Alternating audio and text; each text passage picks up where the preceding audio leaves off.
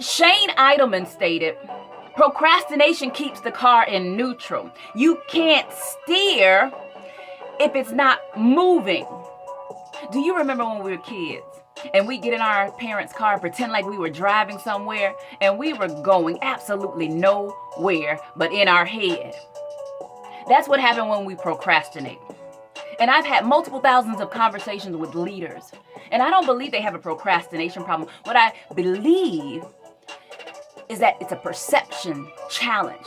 It's how they perceive themselves, number one. How they perceive society. They often tell me, I'm concerned about what she or he will think of me.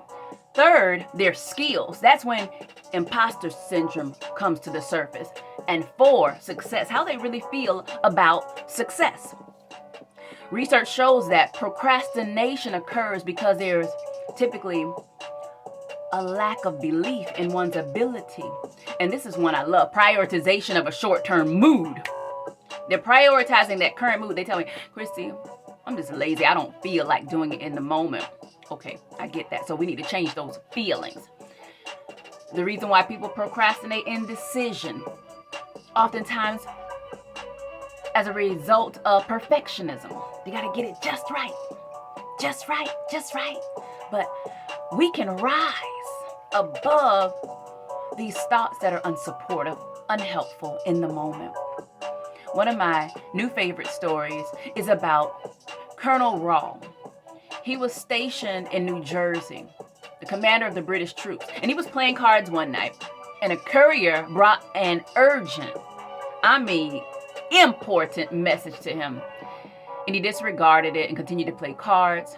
Later, he finds himself leading a retreat with his troops. He gets wounded by a musket ball, later dies from his injuries, and they found a letter that the courier brought in his pocket. And do you know what it said? Warning, General Washington, George Washington is crossing the Delaware River.